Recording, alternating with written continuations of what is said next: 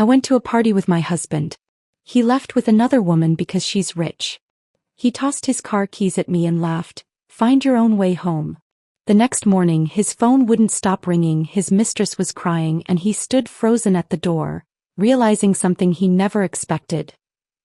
For 15 years I told myself that marriage requires compromise. That not every slight deserves confrontation. That maintaining peace is more important than defending pride. I told myself these things while my husband gradually erased me from his professional life, introduced me as someone who does bookkeeping instead of someone who runs a successful consulting practice, and spent our children's college fund on hotel rooms with a woman whose family owned half of Connecticut. I am Catherine Brennan, 42 years old, and I am very good at lying to myself when the truth is too uncomfortable to face. Before we continue, I want to thank you for joining me in sharing these stories of dignity reclaimed and justice served. If you believe that betrayal deserves accountability, please consider subscribing. It helps us reach more people who need to hear this. Now let's see how this unfolds. My specialty is financial restructuring for small businesses on the brink of collapse. Companies hire me when their revenue statements do not match their bank balances, when money disappears into gaps they cannot explain, when they suspect someone is stealing but lack proof.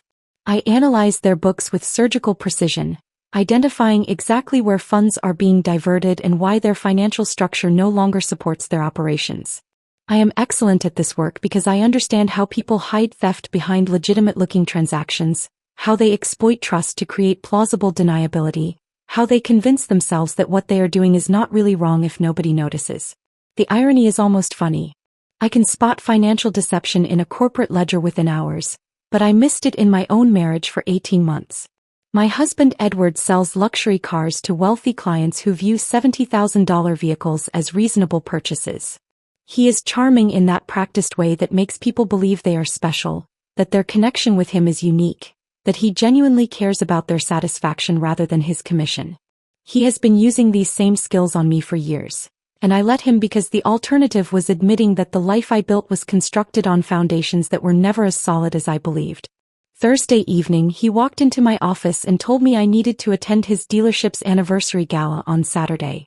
After 3 years of excluding me from his professional world, this sudden requirement should have triggered every alarm system in my body. It did trigger them. I just ignored the warnings because I had become very skilled at pretending everything was fine. 2 days later, I stood in a parking lot at midnight holding car keys my husband had thrown at my chest, watching him drive away with another woman, and I finally stopped lying to myself about what my marriage had become. But I am getting ahead of myself. To understand how I ended up in that parking lot, you need to understand what I was before that moment. You need to see the life I convinced myself was worth protecting, even as it slowly poisoned everything I touched. My home in suburban Connecticut looks like it belongs in a design magazine. White picket fence that Edward insisted on installing 5 years ago because successful people have white picket fences. Hydrangeas that bloom reliably every spring because I researched the correct soil composition and fertilization schedule and followed the instructions with the same precision I apply to balance sheets. Interior walls painted in fashionable neutral tones that Edward selected to impress the colleagues he occasionally brought home for cocktails before he stopped bringing anyone home at all. Everything curated. Everything intentional.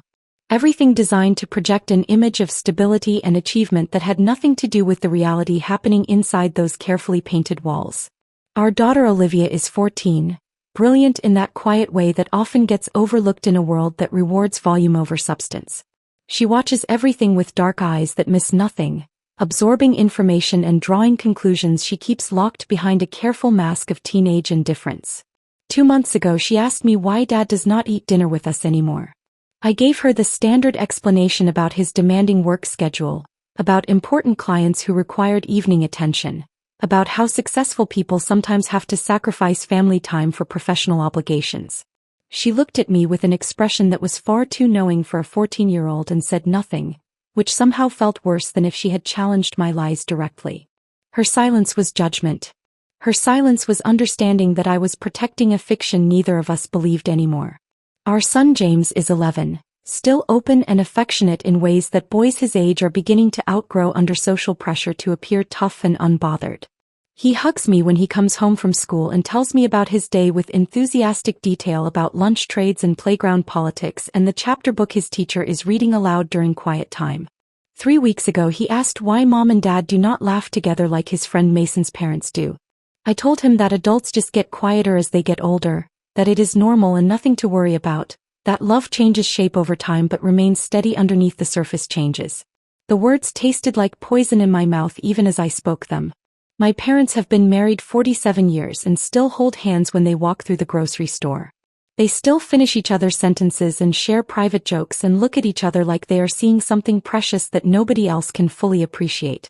I know what a real partnership looks like. I know what enduring affection feels like when it is genuine rather than performed. And I know with absolute certainty that what Edward and I have is not that and has not been that for longer than I want to calculate. But admitting that truth meant acknowledging that I had wasted 15 years building something that was already crumbling beneath me. It meant accepting that I had been so focused on maintaining the appearance of success that I had ignored the structural failures threatening to collapse everything. It meant facing the reality that I had become exactly like the failing businesses I consult for, the ones that keep operating long past the point when any reasonable analysis would recommend closure, the ones that cling to past success while ignoring present disaster. The shift in Edward's behavior happened so gradually that I could convince myself I was imagining the changes. 3 years ago he stopped inviting me to dealership events. He claimed I made his colleagues uncomfortable with my direct questions about sales practices and commission structures, that the luxury automotive world required a social fluency I simply did not possess, that my tendency toward blunt communication clashed with the subtle dance of high-end sales. I accepted this explanation because it aligned with how I saw myself. I am more comfortable with spreadsheets than cocktail parties. I am more at home analyzing financial statements than navigating small talk about golf handicaps and vacation homes in the Hamptons. I do not enjoy the performance of wealth and status that seems to dominate Edward's professional world. But acceptance of his explanation became acceptance of my exclusion, and exclusion became invisibility. Edward began staying late at work multiple nights each week, always with plausible explanations about difficult clients or important deals that required extra attention. He started dressing better, wearing cologne I had not purchased for him, checking his phone with increasing frequency and decreasing transparency. When I asked about his day, his answers became vague and dismissive, as though the details of his life were too complicated or too important for me to understand. Our conversations shrank to logistics about children's schedules and household maintenance, the kind of functional exchanges between roommates rather than partners who once stayed up past midnight talking about dreams and fears and the future we would build together. I noticed all of this. I documented it mentally the same way I document financial irregularities in client accounts. I saw the pattern emerging. But I chose to interpret it as natural marital evolution rather than systematic erasure, because the alternative was too frightening to contemplate. Edward Brennan works at Meridian Luxury Imports, a dealership that caters to Connecticut's wealthiest residents. He sells vehicles that cost more than most families earn in a year. He wears custom suits that probably cost more than the used sedan I drive to client meetings. He maintains relationships with country club members whose names appear in business journals and society pages. He speaks fluently in the language of aspiration and exclusivity, convincing clients that the right automobile will elevate not just their transportation but their entire social standing. I used to find this skill impressive. Now I recognize it as practiced manipulation applied to everyone he encounters, including his own wife. He has been selling me a version of our marriage the same way he sells luxury vehicles, emphasizing the features I want to believe in while carefully concealing the defects that would make me question the value of what I am getting. And I bought it. For 15 years I bought every word. Thursday evening, Edward walked into my home office where I was finishing a financial analysis for a client in Stamford. He still wore his work clothes, the charcoal suit that made him look like he belonged in boardrooms rather than showrooms, the Italian leather shoes he insisted were business necessities rather than vanity purchases. He stood in the doorway with that carefully neutral expression he uses when he wants something but does not want to reveal how much it matters to him. "You need to come to the dealership anniversary gala this Saturday," he said. Not an invitation. Not a request. A requirement delivered as established fact. I looked up from the spreadsheet on my computer screen. Something in his tone made my stomach tighten with instinctive warning. Why?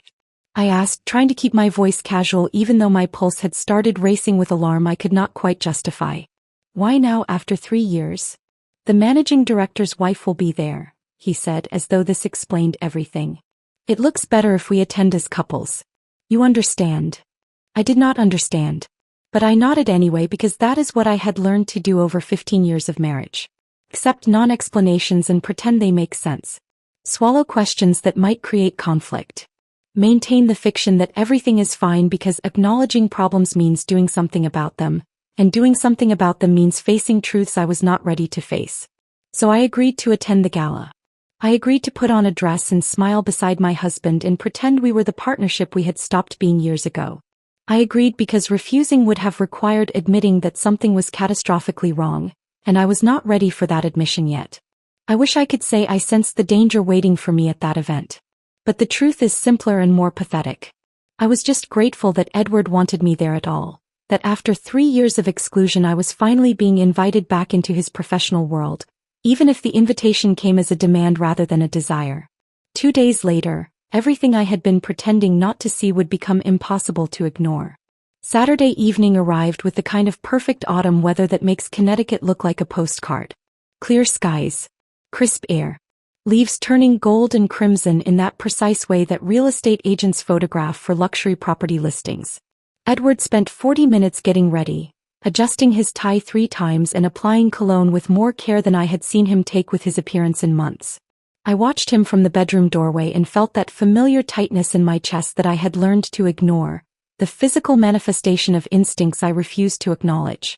I wore the navy silk dress I had purchased 3 years ago for a client's wedding. It was the nicest piece of clothing I owned, elegant in a timeless way that does not go out of style because it was never quite in style to begin with. I paired it with simple jewelry and practical heels that would not leave me limping by the end of the evening. When I looked in the mirror, I saw someone professional and presentable. When I looked at Edward in his custom suit and Italian leather shoes, I saw someone who belonged to a different world entirely. The drive to Brookfield Country Club took 30 minutes through suburban streets lined with homes that increased in size and grandeur the closer we got to our destination.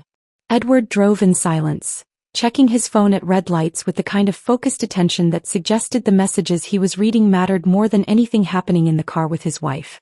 I stared out the window and tried to remember the last time we had driven somewhere together without the children as a buffer between us. I could not recall a single instance in the past year.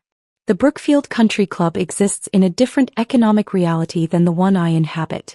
The building itself is a monument to inherited wealth, designed to intimidate anyone who was not born understanding the codes and customs of established privilege.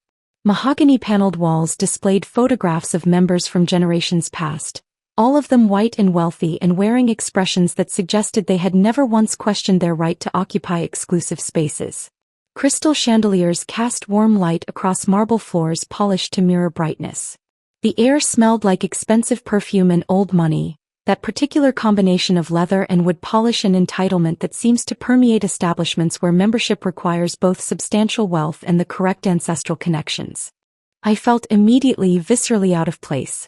My dress, which had seemed perfectly appropriate when I put it on at home, now looked shabby beside the designer gowns surrounding me. Women wore clothing that cost more than most people's monthly mortgage payments, jewelry that required insurance riders, shoes that were probably custom-made in Italian workshops I had never heard of. They moved through the space with the confidence of people who had been attending events like this since childhood, who understood instinctively which fork to use and which topics were appropriate for polite conversation and how to laugh at jokes that were not actually funny but served some social function I did not comprehend. Edward transformed the moment we walked through those doors. It was not a gradual shift but an immediate and complete metamorphosis, like watching someone put on a mask they had worn so many times it fit more comfortably than their actual face. His posture straightened. His smile widened into something that looked genuine but felt calculated. His voice took on that particular tone he uses with wealthy clients, warm and engaging and just slightly deferential, suggesting that he recognized their importance while implying that he was sophisticated enough to move in their circles as an equal rather than a servant. He worked the room with practiced efficiency, moving from group to group with the timing of someone who understands exactly how long to stay in each conversation before moving to the next opportunity. I followed slightly behind him like an accessory he had reluctantly brought along, smiling politely at people whose names I forgot the moment I heard them. Edward introduced me the same way each time. "This is my wife, Catherine. She does bookkeeping for small businesses." The phrasing was deliberate. Not financial consulting. Not business restructuring. Bookkeeping. A word that suggested I sat in small offices helping shopkeepers balance their registers, rather than analyzing complex financial structures for companies with multi-million-dollar revenues. I should have corrected him. I should have explained that I run a successful consulting practice specializing in corporate financial analysis and restructuring. But I said nothing because correcting Edward in front of his colleagues felt like starting a fight I did not have the energy for, and because some part of me had internalized his assessment that my work was not impressive enough to warrant accurate description. The ballroom filled steadily as more guests arrived. I accepted a glass of wine from a passing server and positioned myself near a decorative column where I could observe without being required to participate. Edward had already moved away from me, absorbed in conversation with a group of men wearing suits that probably cost more than my car. They laughed at something he said, and I watched him glow with the validation of being accepted into their circle, of being treated as though he belonged among people whose wealth dwarfed his own. Then she walked in and everything changed. Vanessa Whitmore did not simply enter the ballroom. She commanded its attention with the kind of effortless confidence that comes from never once in your entire life questioning whether you belong somewhere. She was stunning in that carefully constructed way that requires both genetic advantage and substantial financial investment. Her hair fell in perfect waves that could only be achieved through professional styling. Her dress was clearly custom designed rather than purchased from any rack, fitting her body with the precision that only bespoke tailoring can achieve. Her jewelry sparkled with genuine stones that caught the chandelier light and threw it back in calculated brilliance. But what struck me most was not her appearance. It was the immediate transformation in Edward when he spotted her. His entire face changed. The professional mask he had been wearing since we arrived fell away, replaced by something raw and unguarded. His expression illuminated with an intensity one had not witnessed directed at me in years, perhaps ever. He looked at Vanessa Whitmore the way I had always hoped someone would look at me, the way romantic movies promised was possible if you found the right person. He looked at her like she was the only person in the room who mattered. They gravitated toward each other like magnets, crossing the ballroom with the inevitability of objects following natural laws. When they met, Vanessa placed her hand on Edward's arm with casual intimacy, and he leaned close to hear something she said in a voice too low for anyone else to catch. They laughed together, and it was the kind of genuine laughter that comes from shared understanding rather than social obligation. I stood by my decorative column and watched my husband fall into conversation with another woman as though I did not exist. As though the past 15 years had never happened. As though our 2 children and our mortgage and our shared history were irrelevant details that could be dismissed when something more interesting appeared. Edward eventually remembered I existed and brought Vanessa over for introductions. "This is Catherine," he said, gesturing toward me with the same enthusiasm he might use when pointing out a piece of furniture. "Not my wife Catherine. Not Catherine Brennan, who runs a successful consulting practice. Just Catherine, as though I were a distant acquaintance rather than the woman he had been married to for 15 years. "Lovely to meet you," Vanessa said with a smile that did not reach her eyes. Her hand was still on Edward's arm, and I noticed she wore a bracelet that probably cost more than everything I owned combined. I learned through fragments of overheard conversations over the next hour that Vanessa Whitmore represented generational wealth that dwarfed even the substantial fortunes present in that room. Her family owned Whitmore Development Corporation, a real estate empire spanning the entire Northeast Corridor. She was recently divorced from her second husband, apparently seeking diversions, and had developed an interest in luxury vehicles that brought her frequently to Meridian Imports, where Edward served as her personal sales consultant. Personal sales consultant. The phrase echoed in my head with implications I was not quite ready to examine. The evening deteriorated from there with the slow inevitability of a car accident you can see coming but cannot prevent. Edward and Vanessa disappeared together twice, each absence carefully staged to appear innocent but fooling absolutely no one who was paying attention. The first time, Edward claimed they needed to discuss specifications for her new vehicle order and would step out to the terrace where they could talk without the ballroom noise. They were gone 25 minutes. When they returned, Vanessa's lipstick was slightly smudged, and Edward's tie had been loosened in a way that suggested hands other than his own had been involved in its adjustment. The second disappearance happened near the bar. Edward said something about getting fresh drinks, and Vanessa laughed and said she would help him carry them back. This should have taken 3 minutes. It took 20. I stood alone near my decorative column, nursing the same glass of wine I had been holding for an hour, pretending I did not notice the pitying glances from other wives or the whispered conversations that stopped abruptly when I moved within earshot. One woman looked at me with genuine sympathy before her husband quickly guided her away, clearly unwilling to become involved in someone else's marital drama. I later learned her name was Margaret Ashford, and she would play an unexpected role in what came next, but in that moment she was just another witness to my public humiliation.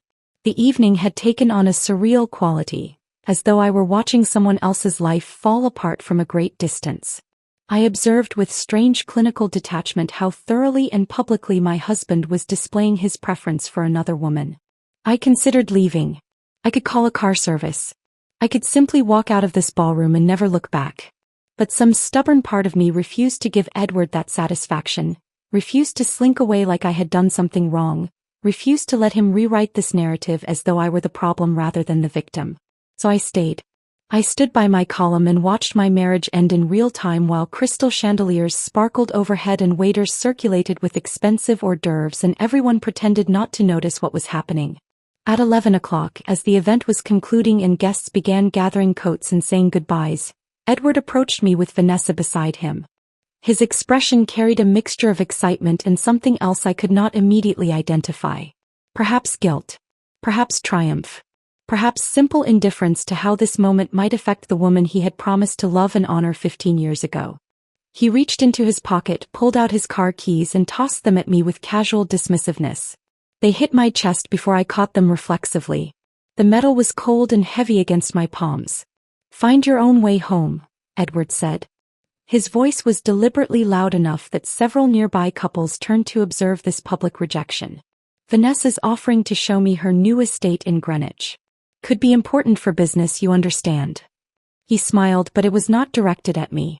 It was for the benefit of whoever might be watching, a performance of confidence and power, a demonstration that he had found something better and I was no longer necessary. Vanessa laughed. The sound was crystalline and cruel. "I'm sure you can manage, Catherine. You're very capable with practical matters." Her hand was already on Edward's arm in a gesture of possession rather than casual touch. They turned and walked away together toward the parking lot exit. Edward did not look back. Not once. The parking lot suddenly felt enormous and empty despite being filled with expensive vehicles. I stood there holding his car keys, watching my husband of 15 years climb into another woman's custom Range Rover without a backward glance, and felt something fundamental break inside me. Not loudly or dramatically, but quietly like ice cracking on a frozen lake. Invisible until you are already falling through. I drove Edward's car home through empty suburban streets at midnight, my hands shaking on the steering wheel. The dashboard lights cast harsh shadows across my face in the rearview mirror, and I barely recognized the woman staring back at me. She looked harder, older, more dangerous than the person who had gotten dressed for a party just hours earlier. The rage was there, hot and immediate, burning in my chest like I had swallowed something caustic. But underneath it, something colder was already forming. Something analytical and precise. The part of my brain that solves problems was beginning to wake up, sorting through what had just happened and cataloging it like evidence in a case file. Because that is what this had become. Case. My marriage was no longer a relationship to be saved but a fraud to be investigated and documented. The house was completely dark when I pulled into the driveway. Silent in a way that felt deliberate rather than peaceful. I sat in the car for a full minute before I could make myself go inside, staring at the white picket fence Edward had insisted we install 5 years ago because successful people have white picket fences. The hydrangeas I had planted and fertilized and watered with careful precision. The exterior paint I had selected from dozens of samples to achieve exactly the right shade of welcoming warmth. All of it suddenly looked like a set. A carefully constructed stage designed to project an image that had nothing to do with the reality rotting inside. When I finally went inside, the emptiness hit me immediately. Olivia and James were spending the weekend with my parents. I had arranged this myself 2 weeks ago, thinking it would be nice for the children to have special time with their grandparents while Edward and I attended his work event.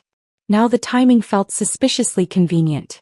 Edward had known the children would be absent tonight. He had known when he made his plans with Vanessa that our daughter and son would not be home to witness my return alone and humiliated. The calculation of it sent fresh waves of rage through my body. This was not some spontaneous mistake, some moment of weakness he could later claim to regret. This was deliberate, methodical, a performance staged for maximum impact with minimum consequence to his comfort. Edward had planned this. He had orchestrated my public humiliation with the same attention to detail he applied to closing high-commission sales. And that realization changed something fundamental in how I understood the man I had been married to for 15 years. I went to my home office and turned on every light. I made coffee strong enough to strip paint. And then I did what I do best. I started investigating. Edward and I maintained joint accounts for household expenses. This was standard financial practice for married couples, and I had never questioned it because I had trusted him. That trust, I now recognized with bitter clarity, had been catastrophically misplaced. But we also had personal accounts.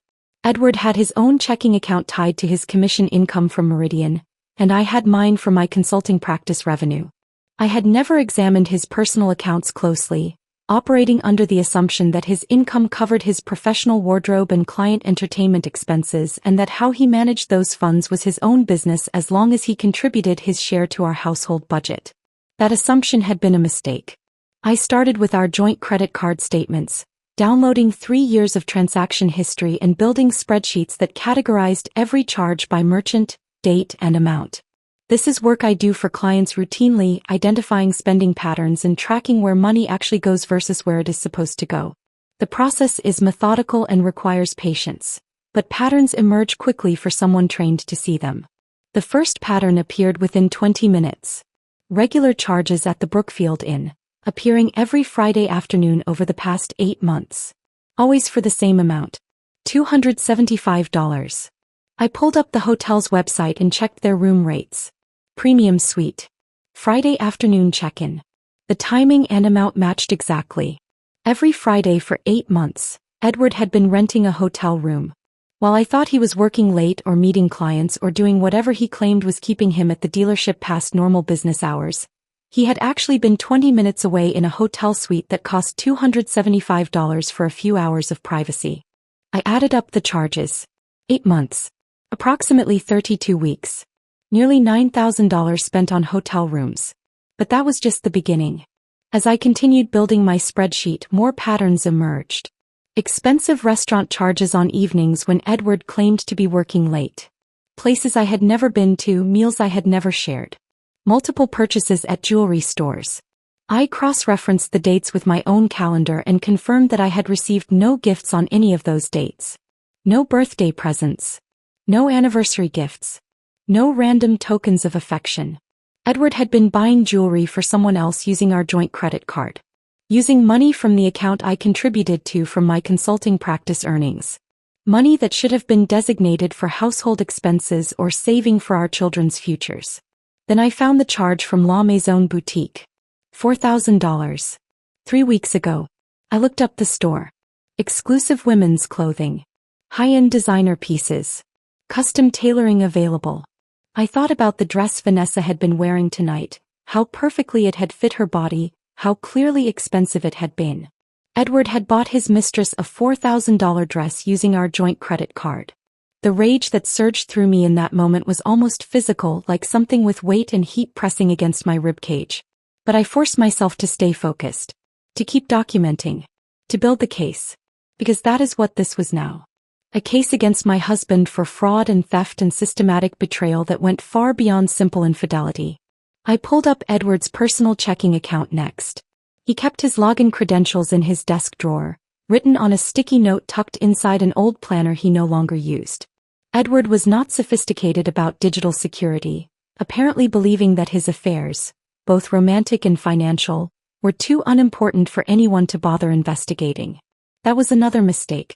The checking account revealed monthly transfers to something called VW Holdings LLC. $5,000 per month for the past 7 months. $35,000 total. VW Holdings. The initials clicked immediately. Vanessa Whitmore Holdings. Edward had been making direct payments to a company controlled by his mistress. Regular monthly transfers that looked like legitimate business expenses but were clearly something else entirely. I spent the next 2 hours diving into corporate registrations and business filings, tracking down every piece of publicly available information about VW Holdings LLC. The company was registered in Connecticut as a business consulting firm. Principal officer listed as Vanessa Whitmore. Business purpose stated as providing strategic advisory services to automotive sales professionals seeking to expand their client base among high-net-worth individuals. The description was perfect. Vague enough to sound legitimate. Specific enough to justify why an automotive sales director might be paying for such services. It was a cover story designed to disguise payments that had nothing to do with business consulting and everything to do with paying for access to a woman who had turned her affairs into a profitable enterprise. Vanessa had monetized her relationship with Edward. She had set up a shell company specifically designed to collect payments from him while providing the appearance of legitimate business transactions. And Edward had been sufficiently besotted, or perhaps sufficiently desperate to maintain access to her wealth and social connections, that he had willingly bankrupted our household finances to fund this arrangement. The professional quality of the con was almost impressive. If it had not been destroying my family, I might have admired the sophistication of it. But I was not finished investigating. I pulled our savings account statements next, and what I found made my hands start shaking again. The account I had been steadily contributing to for the past 8 years, carefully building a financial cushion for emergencies and our children's future education, had been systematically drained. Edward had been making withdrawals. Large ones. 5,000 here. 7,000 there. 10,000 in a single transaction just last month. I cross-referenced the withdrawal dates with the transfers to VW Holdings. They matched perfectly. Edward had been pulling money from our family savings to make his monthly payments to Vanessa's company. Our children's college fund. The money I had sacrificed and saved and carefully invested. Gone. Transferred to a shell company owned by a woman who viewed my husband as nothing more than a mark in an elaborate financial scam. But the discovery that made my blood run cold came when I found the mortgage documents in our filing cabinet. I had been looking for our original mortgage paperwork to verify something, and I found a second set of documents I had never seen before. A home equity line of credit. $25,000 borrowed against our home 6 months ago. This type of borrowing requires spousal consent. Both names on the property title must sign. I looked at the signature page and saw my name written in handwriting that was close to mine but not quite right. I pulled out other documents with my actual signature. Tax returns. Legal papers from my business incorporation. The deed to our house from when we first purchased it 15 years ago. I laid them side by side and compared. The forgery was obvious once I knew to look for it. The signature on the mortgage documents was slightly too large. The loop on the capital C was wrong. The slant did not quite match my natural handwriting. Someone had practiced writing my name and had gotten close enough to fool a loan officer who had no reason to question it, but not close enough to fool me when I looked carefully. Edward had forged my signature on legal documents to take out a loan against our home without my knowledge or consent. That was not just betrayal. That was fraud. Criminal fraud that could have legal consequences beyond divorce proceedings. I sat back in my office chair and stared at the documents spread across my desk. Bank statements. Credit card records. Corporate filings. Mortgage papers. Together they told a comprehensive story of systematic financial betrayal spanning at least 18 months, possibly longer. Edward had transferred approximately $180,000 to his mistress and her shell company. He had drained our savings account. He had liquidated investments designated for our children's education. He had taken out an illegal second mortgage on our home using forged documents. And he had done all of this while maintaining the fiction that he was the primary breadwinner, while minimizing my contributions to our household, while introducing me as someone who does bookkeeping rather than someone who runs a successful financial consulting practice. The sky was starting to lighten outside my office window. I had been awake all night building spreadsheets and tracking money trails and assembling evidence. My coffee had gone cold hours ago. My eyes burned from staring at computer screens and printed documents. But I had what I needed. A complete financial picture of Edward's betrayal. Documentation that could not be disputed or explained away.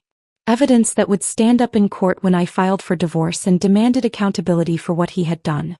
Edward had thrown his car keys at my chest and told me to find my own way home.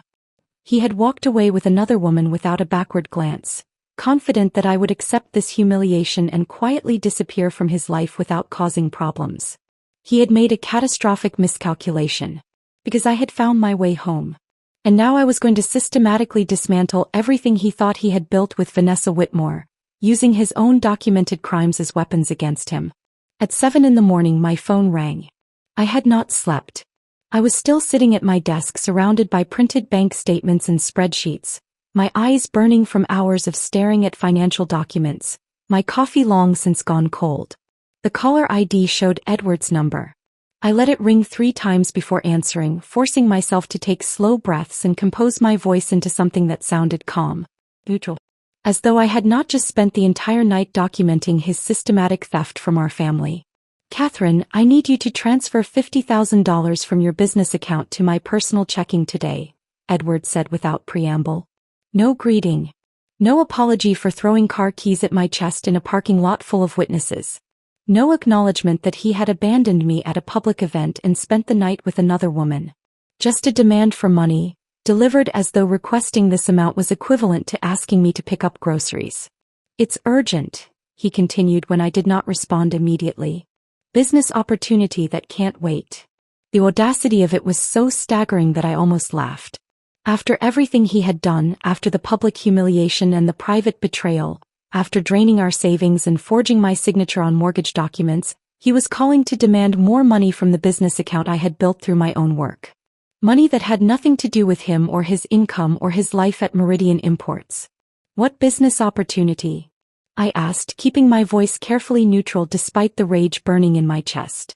Vanessa's offering to invest in a luxury vehicle leasing venture I'm starting, Edward said, and I could hear the excitement in his voice. The belief that he was on the verge of something important. But I need capital to demonstrate commitment. She's putting in $500,000. I need to match 10% to secure the partnership. He was scamming him. Still scamming him even now after he had already given her nearly $200,000. Vanessa had no intention of investing anything. This was the final extraction, the last withdrawal before she disappeared entirely and moved on to her next target. The realization crystallized with perfect clarity. Edward was not just a cheating husband. He was a mark in a sophisticated con operation, too blinded by infatuation and desperation to recognize that he was being played. I'll need to review the business plan and partnership documents before transferring that amount, I said, maintaining my professional tone. Send them to me and I'll make my decision. There's no time for your analysis, Catherine, Edward said, and I could hear irritation creeping into his voice. This is opportunity knocking. Either you're with me or you're in my way. I see, I said quietly. I'll make my decision soon. I hung up before he could respond and immediately pulled up the contact information for David Martinez. David was an attorney who specialized in marital fraud and asset protection. He had been a client of mine 2 years earlier when his small practice faced financial difficulties that threatened to destroy everything he had built. I had analyzed his books, identified where money was being wasted, restructured his billing practices, and helped him implement systems that turned his struggling firm into a profitable operation. He had told me at the time that if I ever needed legal help he would return the favor. I called his cell phone at 7:15 in the morning. He answered on the third ring, his voice still rough with sleep. David Martinez. David, this is Catherine Brennan. I need help. My husband has been systematically stealing from our family to fund an affair, and I need someone who specializes in marital fraud. There was a brief pause and then his voice sharpened with focus. Tell me everything. I spent 20 minutes walking him through what I had discovered. The hotel charges. The jewelry purchases. The transfers to VW Holdings. The drained savings account. The forged mortgage documents. David listened without interrupting and I could hear him typing notes as I spoke. Catherine, he said when I finished, your husband just handed you a nuclear weapon. Let me make some calls. He hung up, and I sat back in my chair feeling something that might have been hope beginning to compete with the rage that had been fueling me through the long night. David called back 3 hours later. I've got someone you need to meet. Andrea Thornhill.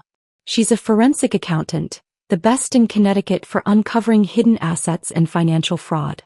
She's agreed to look at your case as a favor to me. Can you meet at your house in an hour? Andrea Thornhill arrived at noon carrying a leather briefcase and an iPad. She was in her early 40s, professionally dressed, with sharp eyes that immediately began cataloging details about my home and my demeanor. David had come with her, and they sat together at my kitchen table while I laid out all the documentation I had assembled. Andrea worked in silence for nearly an hour, occasionally making notes or asking clarifying questions about specific transactions. David watched her with the expression of someone who has seen this process before and knows to wait patiently for the expert analysis. Finally, Andrea looked up from the documents spread across my table.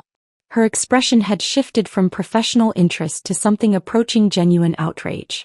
This is one of the most comprehensive patterns of marital financial fraud I've encountered in 15 years of practice, she said. Your husband has systematically depleted marital assets, committed forgery to obtain illegal loans, and transferred substantial sums to what appears to be a shell company. Any one of these actions would be sufficient grounds for favorable divorce terms. Together, they represent potential criminal fraud. She paused, tapping one finger against a printout of the VW Holdings corporate registration. But there's something else here, Andrea continued. These payments to VW Holdings, the amounts, the regularity, the business consulting cover story. I've seen this exact pattern before. Twice, actually, in cases I worked over the past 2 years. Different victims but the same company name. The same principal officer listed. Vanessa Whitmore, I said. Yes. I think your husband's mistress is running a serial con operation targeting married men with disposable income. And if that's true, there will be other victims. Other men making payments to the same shell company under the same false pretenses. Andrea opened her iPad and began searching through databases I did not have access to, her fingers moving quickly across the screen. David and I watched in silence as she worked. Here, Andrea said after several minutes. VW Holdings LLC has received payments from multiple sources over the past 2 years. I can see at least 3 other individuals making regular transfers. All of them connected to Meridian Luxury Imports based on the account information I can access. She looked up at me with an expression that was part sympathy and part professional excitement at uncovering a complex fraud scheme. Your husband is not special to Vanessa Whitmore. He's one of several marks she's been running this scam on simultaneously. She targets middle-aged men in high-commission sales roles. Men with access to significant income but without the generational wealth she possesses. Men who are susceptible to flattery from someone they perceive as unattainable. She initiates affairs, gradually introduces investment opportunities that require capital contributions, and extracts maximum value before disappearing. Andrea turned her iPad so I could see the screen showing corporate tax filings for VW Holdings. But here's the critical mistake she made. VW Holdings has been generating substantial revenue without filing appropriate tax returns. She's not declaring these payments as income. That's tax evasion, and the amounts involved are significant enough to trigger serious IRS penalties. She pulled up a calculator and started running numbers. Based on what I can see, Vanessa Whitmore owes approximately $250,000 in back taxes on unreported income, not including penalties and interest that will likely double that amount. And the evidence is thoroughly documented in bank records and corporate filings. David leaned forward. Can we use this? Absolutely, Andrea said. We file for divorce with comprehensive financial exhibits. But we also file a civil fraud lawsuit against Vanessa Whitmore and VW Holdings, naming Edward as a co-plaintiff despite his involvement. We argue that he was a victim of deliberate financial fraud. And we forward all documentation to the IRS showing unreported income from her shell company. She looked at me directly. Catherine, we can potentially recover a substantial portion of the money your husband transferred. We can demonstrate to the divorce court that you are pursuing legitimate legal remedies rather than acting vindicatively. And we can ensure that Vanessa Whitmore faces consequences for running a systematic fraud operation. How long will this take? I asked. I'll need 48 hours to complete my investigation and compile a comprehensive report, Andrea said. David can file the legal paperwork by Monday morning. David nodded. The divorce filing will include detailed financial exhibits documenting Edward's fraudulent mortgage, unauthorized depletion of marital assets, and payments to Vanessa's company. The civil fraud lawsuit will demand full return of all transferred funds plus damages. And the IRS documentation will trigger an audit that will scrutinize Vanessa's entire financial structure. He paused, meeting my eyes. Once we set this in motion, there's no going back. Your husband will know you've discovered everything. Vanessa will know she's been exposed. This will get ugly. It's already ugly, I said. They made it ugly when they threw car keys at me in a parking lot and drove away together. I'm just documenting the ugliness they created. Andrea began packing up her materials. I'll have the report to David by Sunday evening. He'll file everything Monday morning. After they left, I sat alone in my kitchen and felt something shift inside me. The rage was still there, hot and immediate. But underneath it, something colder and more focused had taken root. Edward and Vanessa had underestimated me. They had assumed I would accept humiliation quietly and disappear without causing problems. They were about to learn exactly how wrong that assumption had been. Monday morning, David filed the paperwork. Divorce petition with comprehensive financial exhibits. Civil fraud lawsuit against Vanessa Whitmore and VW Holdings. Documentation forwarded to the IRS showing systematic underreporting of income. Everything I had assembled over that long sleepless night, now transformed into legal action that could not be undone or ignored. I spent Monday working from home, trying to focus on client projects but finding my attention repeatedly drawn back to my phone. Waiting for the inevitable response. Knowing that Edward would receive notification of the divorce filing within hours. Knowing that Vanessa would be contacted by her attorney about the fraud lawsuit. Knowing that everything I had set in motion would trigger consequences I could anticipate but not fully control. Tuesday morning arrived with Edward's phone call at 6. I was already awake, drinking coffee in my kitchen and watching dawn break over the white picket fence that suddenly seemed like the most pathetic symbol of false security imaginable. Catherine. His voice was high and tight with panic. Vanessa's attorney contacted me. She's threatening to sue me for defamation and harassment. She says I misrepresented our business relationship and she's terminating our consulting agreement immediately. I need those documents showing the payments were legitimate business expenses. I need proof that VW Holdings was actually providing consulting services. I took a slow sip of coffee before responding, letting the silence stretch between us. There are no documents showing that, Edward. Because it was not a legitimate business relationship. She was scamming you. What are you talking about? The panic in his voice was escalating toward something that might have been hysteria. Of course it was legitimate. Vanessa was helping me develop relationships with high-net-worth clients. That's what the consulting agreement covered. VW Holdings is not a consulting firm, I said, keeping my voice calm and factual. It's a shell company Vanessa uses to collect payments from multiple men she's running the same operation on. You've been paying for access to her, disguised as business consulting. And she's been failing to report that income to the IRS. I filed for divorce yesterday and included civil fraud charges against both her company and her personally. The IRS received copies of all documentation this morning. The silence that followed was so profound I thought he might have hung up. Then I heard his breathing, rapid and shallow, the sound of someone whose world was collapsing in real time. You did what? His voice had dropped to something barely above a whisper. Catherine, you can't just, she'll destroy me. Her family has connections everywhere. They'll ruin whatever's left of my career. Your career? I asked, and I could not keep the edge from my voice. You threw car keys at my chest in a parking lot full of your colleagues and told me to find my own way home while you left with your mistress. You drained our children's college funds to pay a woman who was treating you like a client. You forged my signature on mortgage documents. And you're worried about your career? Before he could respond, my phone buzzed with another incoming call. Margaret Ashford. The woman who had looked at me with sympathy at the gala while her husband quickly guided her away from my public humiliation. Edward, I have another call, I said and disconnected without waiting for his reply.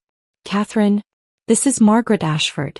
We met briefly on Saturday evening. I remember. Thank you for calling. I'm calling because my husband Thomas just informed me that Meridian Imports terminated Edward's employment this morning. Margaret's voice was careful, as though she was choosing each word deliberately. Apparently someone sent the dealership ownership detailed documentation of Edward's relationship with a client, including evidence that he was accepting payments from that client in exchange for providing her with confidential information about other dealership customers' financial situations and purchase patterns. That's grounds for immediate termination under his employment contract. I had not sent that information to Meridian, which meant someone else had.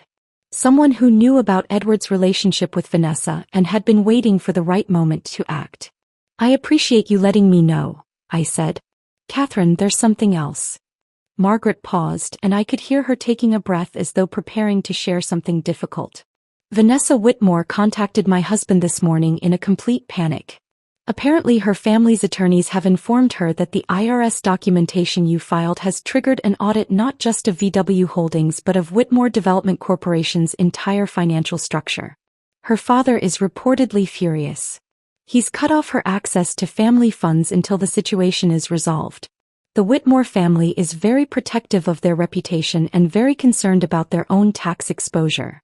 The information settled over me with a weight that felt almost physical.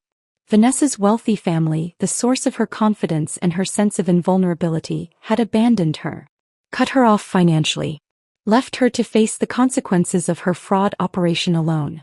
She's asking Thomas if he knows any way to make the lawsuit go away, Margaret continued. She's offering to return some of the money if you'll agree to drop the charges and the IRS notification. My husband told her he couldn't help with that and suggested she speak with her attorney. Thank you for telling me this, Margaret. Catherine, you should also know that several of us wives have been comparing notes since Saturday evening. Vanessa's done this before to other families. What you're doing by pursuing legal action is protecting people who might otherwise become her next victims. Don't let anyone tell you this is vindictive or excessive. It's appropriate accountability for documented fraud. After Margaret hung up, I sat in my kitchen holding my cooling coffee and feeling something that might have been vindication beginning to compete with the exhaustion that had been accumulating since Saturday night. Wednesday evening, Edward appeared at our home. I watched through the window as he parked his car in the driveway and sat there for several minutes before finally getting out and walking to the front door. When I opened it, I barely recognized the man standing on my porch. He had aged visibly in just 4 days. Dark circles under his eyes suggested he had not been sleeping. His clothes were wrinkled and mismatched, his hair uncombed, his usual meticulous grooming completely abandoned. His characteristic confidence had been replaced by something that looked like desperation mixed with genuine fear. Catherine, please. We need to talk about this reasonably. I made mistakes, but filing lawsuits and involving the IRS is vindictive. Think about the children. I stepped aside and let him in, but I did not invite him to sit. We stood in the entryway like strangers rather than people who had shared a home for 15 years. I am thinking about the children, Edward. I'm thinking about how you liquidated their college fund to pay your mistress. I'm thinking about how you put our home at risk with an illegal second mortgage. I'm thinking about how you publicly humiliated their mother in front of your colleagues. Everything I'm doing now is protecting them from the consequences of your choices. Vanessa said this was all a misunderstanding. She claims the payments were legitimate consulting fees for business development advice. I walked to the kitchen and retrieved the folder of documentation Andrea had assembled. I laid it out on the dining room table where Edward could see it. Bank statements showing payments to VW Holdings. Corporate filings proving it was a shell company. Email records Andrea had obtained through legal discovery showing communications with 3 other men who had paid Vanessa under identical circumstances. James Morrison from your finance department, I said, pointing to one set of documents. Kevin Chong from Fleet Sales. Robert Sullivan, who retired last year. All of them made payments to VW Holdings LLC. All of them had affairs with Vanessa. All of them thought they were investing in business opportunities that never materialized. You weren't special, Edward. You were just the latest mark in a pattern she's been running for years. He stared at the documents, his hands trembling as he picked up pages and set them down again. She told me I was different. That we had something real. She told you that because it was effective, I said. You wanted to believe you had captured the attention of someone wealthy and beautiful, so you ignored every warning sign that you were being exploited. You wanted access to her world badly enough that you bankrupted our family to pay for it. Edward looked up at me, and for the first time I saw genuine recognition in his eyes. Not remorse exactly, he was not self-aware enough for genuine remorse, but at least acknowledgement that he had been thoroughly deceived. "What happens now?" he asked quietly. "Now you move out of this house. You cooperate fully with the divorce proceedings. You find new employment. And you hope the judge shows mercy when determining child support, because based on current income calculations, you're going to struggle to make those payments. Where am I supposed to go? I genuinely do not care, Edward. Perhaps you should call Vanessa and ask if her Greenwich estate has a spare room. Though I suspect she's not taking your calls anymore." He left that evening with 2 suitcases, loading them into his car while I watched from the window. The same car I had driven home Saturday night. The keys he had thrown at me still sat in my desk drawer, kept as evidence for the divorce proceedings. After he left, I sat alone in the kitchen and realized I could no longer protect our children from the truth. Olivia and James deserved to know why their father had moved out, why their lives were about to change dramatically. They deserved honesty rather than comfortable lies that would eventually unravel anyway. I called my parents and asked them to bring the children home the following morning. When Olivia and James walked through the door Thursday morning, I saw immediately that Olivia had already guessed most of what had happened. Her expression was guarded, protective of her younger brother who looked confused about being brought home early. I sat them both down at the kitchen table. "Your father and I are getting divorced. He made choices that broke trust in our marriage. He was spending time and money on someone else instead of our family. I know this is hard and I'm sorry you have to go through this." James cried. Olivia reached across the table and took my hand. "I'm proud of you, Mom," she said, "for not pretending anymore." The 6 weeks between Edward moving out and our court date passed in a strange blur of activity and waiting. I worked with David and Andrea to refine our documentation, adding layers of evidence that made Edward's fraud increasingly impossible to dispute. I met with my children's school counselors to explain the family situation and ensure Olivia and James had support systems beyond what I could provide alone. I continued working with my consulting clients, finding that the analytical work helped ground me when everything else felt like it was spinning out of control. The story had leaked to local media.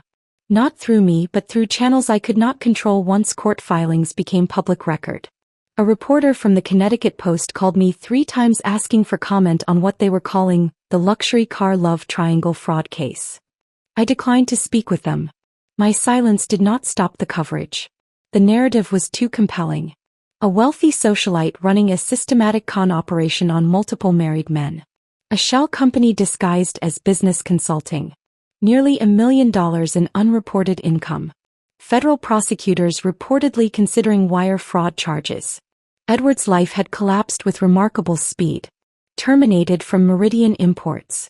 Unable to find comparable employment in the luxury automotive industry because word traveled fast in that insular community. Living in a studio apartment 40 minutes away that he could barely afford on unemployment benefits. Vanessa had stopped returning his calls the moment her attorney contacted her about the fraud lawsuit. The business opportunity Edward had been so excited about, the one he had demanded $50,000 from my business account to invest in, had evaporated completely. The divorce hearing was scheduled for a Thursday morning in late October.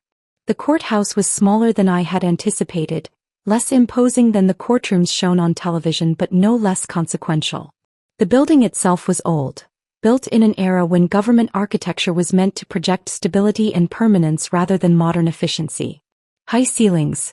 Wooden benches worn smooth by generations of people waiting for their cases to be called. The smell of old paper and floor polish and the anxious sweat of people whose lives were being decided by judges they had never met. Judge Marianne Sheffield presided over family court matters in this district. David had briefed me extensively on her background and reputation.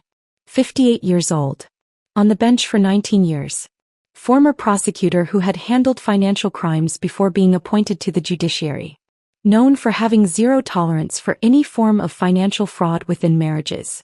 David said she had never once, in nearly 2 decades of presiding over divorce cases, awarded favorable terms to a spouse who had committed documented financial betrayal.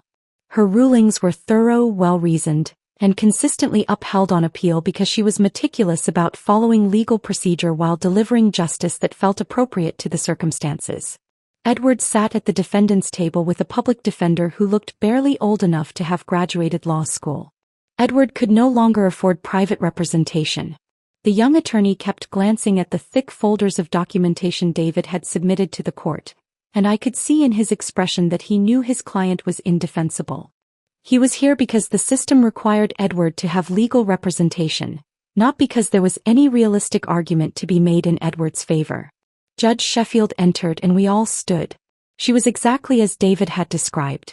Steel gray hair cut in a practical style that required minimal maintenance. No jewelry except for simple earrings and a watch. Reading glasses hanging from a chain around her neck. The expression of someone who had heard every excuse and lie and desperate rationalization that people could produce when their marriages fell apart and found none of them particularly novel or compelling. "Please be seated," she said, and her voice carried the kind of authority that made you want to sit up straighter and pay attention. "We are here for the divorce proceedings of Brennan versus Brennan. I have reviewed all submitted documentation. Counsel, you may proceed." Edward's public defender stood and made his argument. He claimed Edward had been a victim of manipulation by a sophisticated con artist. That Edward had already suffered significant consequences including job loss and public humiliation. That the court should show compassion for a man who had been deceived and avoid punishing him further by stripping him of marital assets. That Edward deserved the opportunity to rebuild his life without being financially destroyed by divorce terms that seemed vindictive rather than fair. Judge Sheffield listened without interrupting. Her expression revealed nothing. When the public defender finished and sat down, she turned to David. "Mr. Martinez, your response." David stood and approached the bench with the calm confidence of someone who knew he held every advantage. He provided Judge Sheffield with the comprehensive documentation Andrea had assembled. Complete financial records showing systematic depletion of marital assets over 18 months. Bank statements proving Edward had drained savings accounts and liquidated investment funds without my knowledge or consent. The fraudulent second mortgage with forged signatures that Andrea's analysis had proven were not authentic. Records of payments to VW Holdings totaling nearly $200,000. Evidence that I had been the family's primary source of stable income throughout our marriage while Edward's commission-based earnings fluctuated wildly based on market conditions and his personal sales performance. David also presented written testimony from Margaret Ashford and 2 other women whose husbands had been targeted by Vanessa Whitmore. Their statements described identical patterns of behavior. Affairs that began with flattery and attention from a woman who seemed impossibly out of reach. Gradual introductions of investment opportunities that required substantial capital contributions. Promises of business partnerships and access to wealthy social circles. And eventually, the revelation that they had been systematically deceived and financially exploited. "Your Honor," David concluded, "Mr. Brennan did not simply commit infidelity, which would itself constitute grounds for favorable divorce terms for my client. He systematically defrauded his own family by liquidating assets without spousal consent, forging legal documents to obtain loans against property he did not solely own, and prioritizing payments to his mistress over his children's welfare and education. He threw car keys at his wife's chest in a parking lot full of witnesses and told her to find her own way home while he left with another woman. He publicly humiliated the mother of his children. And he did all of this while positioning himself as the family breadwinner despite the documented evidence that Mrs. Brennan's consulting income provided the stable financial foundation that supported their household throughout their marriage." Judge Sheffield had been reading through the documentation while David spoke. Now she looked up, removed her reading glasses, and fixed Edward with a stare that could have frozen water. "Mr. Brennan, I have been on this bench for 19 years. In that time, I have presided over hundreds of divorce cases involving infidelity, financial disputes, and contested custody arrangements.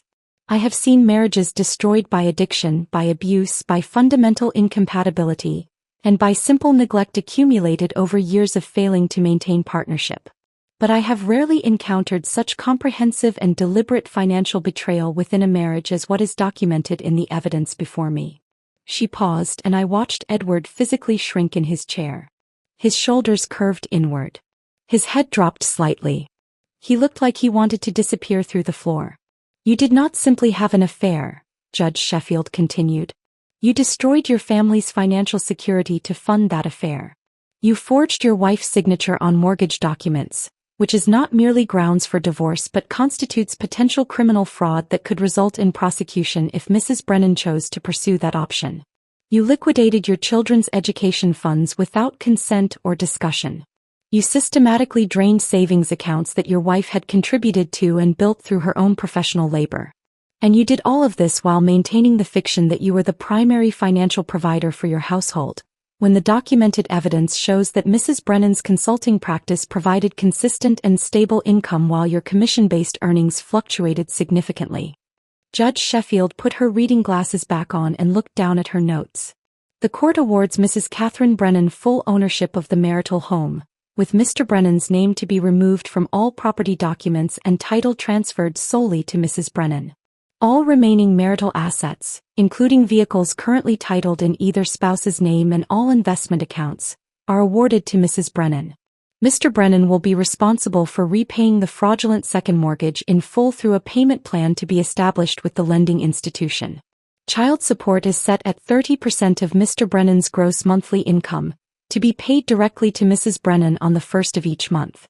Mrs. Brennan is awarded full legal custody of both minor children, with Mr. Brennan receiving supervised visitation rights pending successful completion of family counseling to be arranged through the court's Family Services Department. Edward's attorney started to stand, perhaps to object, but Judge Sheffield held up one hand. I am not finished. Mr. Brennan, you are extraordinarily fortunate that this court lacks jurisdiction to order you to repay the funds you transferred to Ms. Whitmore's company, as that matter is subject to separate civil proceedings currently underway. You are also fortunate that Mrs. Brennan has not filed criminal charges regarding the forged signatures on mortgage documents, though I note for the record that this option remains available to her should she choose to pursue it in the future. This court is adjourned. We walked out into October sunshine that felt almost too bright after the dim courtroom. David was already talking about next steps in the civil case against Vanessa, explaining that her attorney had been making overtures about potential settlement to avoid the publicity of a trial. My parents were waiting outside with Olivia and James, standing slightly apart from the small crowd of people waiting for other cases to be called. The moment my children saw me, they ran. James reached me first, crashing into me with the full force of an 11-year-old who had been worried about his mother. Olivia was more measured but no less urgent, wrapping her arms around both of us. Is it over? Olivia asked, her voice muffled against my shoulder. It's over, I said. And we're going to be okay. James pulled back slightly to look at my face. I'm glad we don't have to pretend anymore. I realized in that moment that my children had understood far more than I had given them credit for. They had been watching their parents' marriage slowly disintegrate. They had sensed the tension and dishonesty even when I thought I was hiding it successfully. And they had been waiting for someone to finally acknowledge the truth they already knew. 2 weeks after walking out of that courthouse with my children, my phone rang with a call from a number I did not recognize. I almost let it go to voicemail. I had been fielding calls from reporters and curious acquaintances since the divorce became public, and I had learned to screen carefully. But something made me answer. Mrs. Brennan? My name is Linda Foster. I got your number from Margaret Ashford. I hope you don't mind me calling directly, but I need help and Margaret said you might understand my situation better than anyone else. Her voice carried a tremor that I recognized immediately. The sound of someone whose world had just collapsed and who was trying desperately to hold herself together long enough to ask for help. Tell me what's happening, I said. Over the next 40 minutes, Linda described a situation that felt uncomfortably familiar. A husband who traveled frequently for work. Credit card charges that did not make sense. Money disappearing from their savings account with explanations that became increasingly vague. A business investment he claimed would transform their financial future but required immediate capital she was supposed to trust him about without asking too many questions. Margaret told me what you did, Linda said. How you investigated your husband's finances and found evidence of fraud. I need someone who can do that for me. I need someone who understands what I'm going through and won't tell me I'm being paranoid or controlling. I spent 3 days analyzing Linda's financial records. What I found was not identical to Edward's betrayal but followed similar patterns. Her husband had been funding an online gambling addiction for 7 years, taking out loans in her name without her knowledge, forging her signature on credit applications, and systematically draining their retirement accounts to cover losses that totaled nearly $80,000. Linda filed for divorce the following week, armed with documentation that made her husband's fraud impossible to dispute. She was not the only one who called. Within a month of the divorce hearing, I received inquiries from 3 other women, all of them referred by someone who knew someone who had heard about my case. Their situations varied. One woman's husband had been conducting an online relationship with someone he had never met in person, sending money for supposed emergencies that never seemed to end. Another had discovered her husband maintained a second family in a different state, supported entirely by funds he had diverted from their joint accounts. I helped all of them. I analyzed their financial records with the same ruthless precision I had applied to my own situation. I identified hidden accounts and fraudulent transfers and patterns of deception their husbands thought were too sophisticated to be discovered. I connected them with attorneys who understood marital fraud. I provided expert testimony when their cases went to court. The work was different from my corporate consulting practice. More personal. More emotionally intense. The clients were not faceless businesses but women whose lives had been systematically undermined by people they had trusted completely. But the work was also deeply satisfying in ways my previous projects had never been. I could see the direct impact of what I was doing. I could watch women who had been financially devastated begin to rebuild security and confidence. By the end of the year, I had consulted on 8 divorce cases involving financial fraud. My practice was evolving into something I had never anticipated but that clearly served a need that existing resources were not adequately addressing. The civil case against Vanessa Whitmore resolved through settlement 3 months after the divorce hearing. Her attorney had been pushing for resolution to avoid the publicity of a trial, and David had been willing to negotiate because settlement meant guaranteed recovery rather than the uncertainty of litigation. The terms were comprehensive. Vanessa would repay all funds Edward had transferred to VW Holdings, plus damages, plus our legal fees. The total came to $220,000, to be paid in installments over 5 years with significant penalties if she missed any payment. The settlement also required her to dissolve VW Holdings completely and permanently, ensuring she could not simply restart the same operation under a different name. But Vanessa faced consequences that extended far beyond what our lawsuit could impose. The IRS assessment totaled $340,000 in back taxes, penalties, and interest. Federal prosecutors had filed wire fraud charges based on interstate financial transfers, and Vanessa had ultimately accepted a plea agreement involving substantial restitution payments and 3 years of probation. Her family had cut off all contact. Margaret told me through her network of social connections that the Whitmore family was reportedly ashamed by the scandal and deeply concerned about protecting their business reputation from association with Vanessa's criminal behavior. They had retained crisis management consultants to distance Whitmore Development Corporation from any connection to VW Holdings or the fraud investigation. Vanessa had moved to California according to the last information I received. She was working in commercial real estate. Her days of targeting vulnerable married men apparently concluded. Though I suspected that someone with her skills and her willingness to exploit others would eventually find new opportunities for deception in new locations. Edward's life had diminished in ways that would have seemed impossible 6 months earlier. He found work selling mid-range vehicles at a dealership that catered to families buying practical cars rather than wealthy clients purchasing luxury status symbols. His income was a fraction of what he had earned at Meridian. His monthly child support payments consumed most of what remained, leaving him with barely enough to cover rent on a studio apartment in a neighborhood where his car had been broken into twice in the first month. He showed up for his scheduled supervised visitations with Olivia and James, but the visits were strained and awkward. Olivia had gone through a phase of refusing to see him at all, her anger manifesting as complete rejection that I suspected hurt her as much as it hurt him. I never forced her to attend the visits when she adamantly refused, believing that rebuilding trust required her willingness rather than my insistence. James was more willing to maintain contact but had become emotionally guarded in ways that broke my heart. He treated the visits like obligations rather than opportunities for genuine connection. When Edward tried to explain that he had been deceived, that Vanessa had manipulated him, James would listen politely and then change the subject to something neutral like school or sports. Edward occasionally attempted to justify his actions during pick-up and drop-off exchanges, explaining to me that he had been as much a victim as anyone. I would listen without responding, understanding that he needed to construct a narrative where he was not entirely culpable for the destruction of his family. But I never validated that narrative. Being fooled by a sophisticated con artist does not excuse stealing from your own children's education funds or forging your wife's signature on legal documents. 6 months after the divorce finalized, Margaret Ashford called with information that surprised me. "Catherine, my husband Thomas has been referring his colleagues to your practice. He's been telling everyone about how you uncovered Vanessa's entire operation. He's framing it as legitimate financial investigation that protected other potential victims rather than personal revenge." "That's unexpectedly generous of him," I said. "Thomas was uncomfortable with what happened at the gala.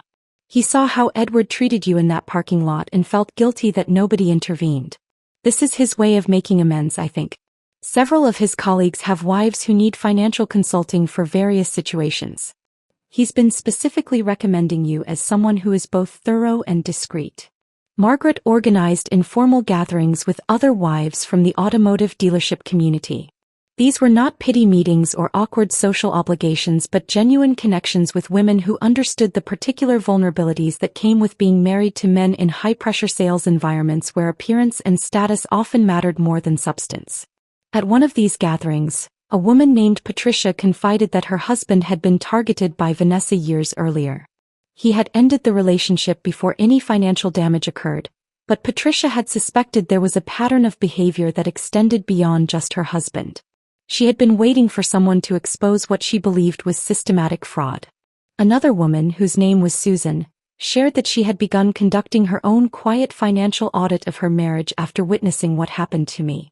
She had discovered that her husband had been hiding significant debt from failed business ventures, using joint credit cards to make minimum payments while the principal balances grew exponentially. These connections evolved into an informal network. Women who were experiencing financial concerns in their marriages would reach out, and the network would direct them toward resources and professionals who could help. Sometimes that meant my consulting services. Sometimes it meant other attorneys or forensic accountants or therapists who specialized in helping people navigate the emotional trauma of discovering systematic deception. I had not intended to create this network. I had not planned to become known as someone who specialized in uncovering marital financial fraud. But apparently the combination of my analytical expertise and my willingness to pursue accountability aggressively when evidence warranted it had created something that filled a genuine need. My consulting practice was transforming.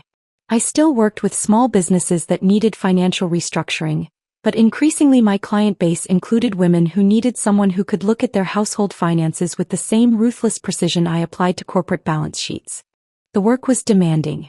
It required managing the emotional intensity of clients who were dealing with betrayal while maintaining the analytical detachment necessary to build legally defensible cases.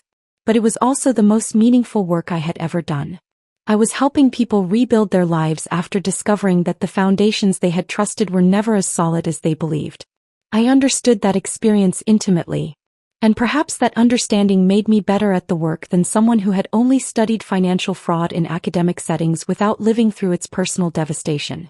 1 year after Edward threw his car keys at my chest and told me to find my own way home, I walked into a dealership and purchased a vehicle using money I had earned through my own expanded consulting practice. The transaction felt symbolic in ways I had not fully anticipated when I made the decision to replace the aging sedan I had been driving for the past 8 years. I deliberately chose something practical rather than impressive. A reliable SUV in dark blue with good safety ratings and enough space to transport my children and occasionally drive clients to site visits when circumstances required it. The salesman tried to upsell me to a luxury model with features I would never use, but I declined politely and purchased exactly what I needed without apology or explanation. The first time I drove my new vehicle, Olivia sat in the passenger seat scrolling through college brochures. She had been accepted to 3 universities and was trying to decide between programs that would let her study environmental policy and international relations. Her college fund had been fully restored through the settlement with Vanessa, actually growing larger than it would have been if Edward had never depleted it, thanks to investment returns over the period when the funds were being recovered and rebuilt. "Mom, look at this program at Georgetown," she said, turning her phone so I could glance at the screen while keeping my attention on the road. They have a joint degree in environmental science and policy that seems perfect. Georgetown is expensive, I said, though I was no longer worried about affording it. But if that is where you want to go, we will make it work.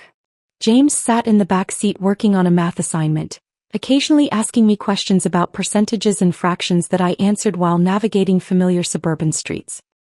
He seemed comfortable and content in ways he had not been during that final year of my marriage, when tension had filled our home like something toxic we all pretended not to notice. As I drove, I found myself thinking about Edward's command in that parking lot. Find your own way home. He had meant it as dismissal, as an assertion of power, as a demonstration that he had found something better and I was no longer necessary to his life. But in the year since that moment, I had indeed found my own way home. Not back to the marriage I had been trying to preserve, but forward to something I had built through my own competence and willingness to demand accountability. Home was not the physical house I had been awarded in the divorce, though I was grateful to have kept it for the stability it provided my children. Home was the sense of self-respect I had reclaimed, the financial security I had rebuilt, the knowledge that I would never again accept mistreatment as the price of maintaining appearances. The car keys Edward had thrown at me remained in my office, mounted in a small frame beneath a plaque I had commissioned from a local craftsperson. The plaque read, "Sometimes the worst moments become catalysts for the best decisions." Clients asked about the framed keys during initial consultations. The question usually came after we had discussed their situations and I had begun explaining how financial investigation could document fraud that seemed impossible to prove. They would glance at the frame on the wall behind my desk and ask what it meant. I would tell them the abbreviated version of my story. Not as a tale of victimization, but as a narrative about recognition and appropriate response.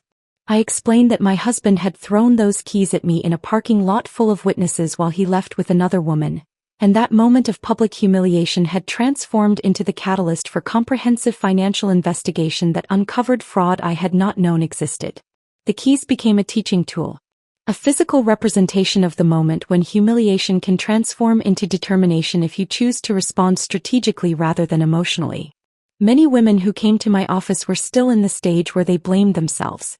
They believed that if they had been more attractive or more attentive or more accommodating, their husbands would not have betrayed them. They carried guilt that was never theirs to carry, shouldering responsibility for choices other people had made. I used the car keys to illustrate that betrayal reflects the betrayer's character flaws rather than the victim's inadequacy. Edward did not throw those keys at me because I was insufficient. He threw them because he lacked integrity and made the catastrophic error of believing I would accept disrespect without consequence. That distinction mattered. Understanding that distinction was often the first step toward my clients being able to pursue accountability rather than accepting blame. Olivia's transformation over that year was perhaps the most meaningful outcome of everything that had happened. She had evolved from a quietly observant teenager into a young woman who understood that self-respect is not negotiable and that appropriate boundaries are essential for healthy relationships. One evening in late summer, about 10 months after the divorce had finalized, Olivia came into my home office where I was reviewing financial statements for a new client. She sat down in the chair across from my desk with the deliberate manner that indicated she wanted to have a serious conversation. "Can I ask you something?" she said. "Always. Do you regret marrying Dad?" I set down the documents I had been reviewing and gave her my complete attention. "I regret staying longer than I should have after recognizing the marriage had failed. But I do not regret the years that gave me you and James. You two are the best things I have ever done with my life, and that would not have been possible without your father." Olivia nodded slowly, processing this answer. "I used to think that being a good wife meant accepting whatever your husband did and making it work no matter what. That marriage required you to just tolerate things because commitment meant never giving up, even when the other person had already given up on you. That is not what healthy partnership looks like," I said gently. "I know that now. Watching you fight back taught me that being a good person means having standards and enforcing them, even when it is hard and people judge you for it." She paused, choosing her words carefully. "Several of my friends have parents in marriages that are obviously dysfunctional. Their moms tolerate infidelity or financial abuse because they are afraid of being alone or do not think they can support themselves independently. And I watch them pretending everything is fine, and it makes me sad because they are teaching their daughters that accepting mistreatment is normal." "What will you do differently?" I asked. I will never let anyone treat me the way Dad treated you. And if I ever realize that a relationship is destroying me, I will leave before it takes everything I have built. You taught me that survival after betrayal is not just possible but can actually lead to something better than what existed before. By the end of that first year, my consulting practice had evolved into something I had never intended but that clearly served a genuine need. I now offered comprehensive financial investigation and asset protection services for women navigating divorce, particularly in cases involving fraud, hidden assets, or financial abuse. We had helped clients across Connecticut and expanded into Massachusetts and New York, building a reputation for thoroughness, discretion, and aggressive advocacy when circumstances warranted it. I hired 2 additional financial analysts who specialized in forensic accounting. I brought on a private investigator named Robert Chin who had spent 15 years with the Connecticut State Police Financial Crimes Unit before retiring and starting his own practice. Robert was exceptional at uncovering hidden accounts and tracking asset transfers that people believed were too sophisticated to be discovered. We formalized these services under a new division of my consulting practice. I developed systems and protocols that could be replicated and scaled as demand continued growing. Andrea Thornhill joined as a permanent consultant, splitting her time between providing expert witness testimony in cases that went to court and training my staff on advanced forensic accounting techniques. The work was demanding. It required managing the emotional intensity of clients who were dealing with profound betrayal while maintaining the analytical detachment necessary to build legally defensible cases. But it was also the most meaningful work I had ever done. I could see direct impact in real time. Women who had been financially devastated by dishonest spouses gradually rebuilding security and confidence. Children whose college funds were recovered through our investigations. Families who avoided poverty because we identified and stopped fraudulent transfers before they could be completed. Every morning when I arrived at my office, I saw those car keys in their frame on the wall. And I remembered the lesson I had learned and now taught to others. The moment someone treats you as disposable is the moment you begin documenting everything. Because people who act with that level of contempt inevitably leave trails of evidence that will destroy them if you know where to look. Edward had believed throwing his car keys at me was an assertion of power.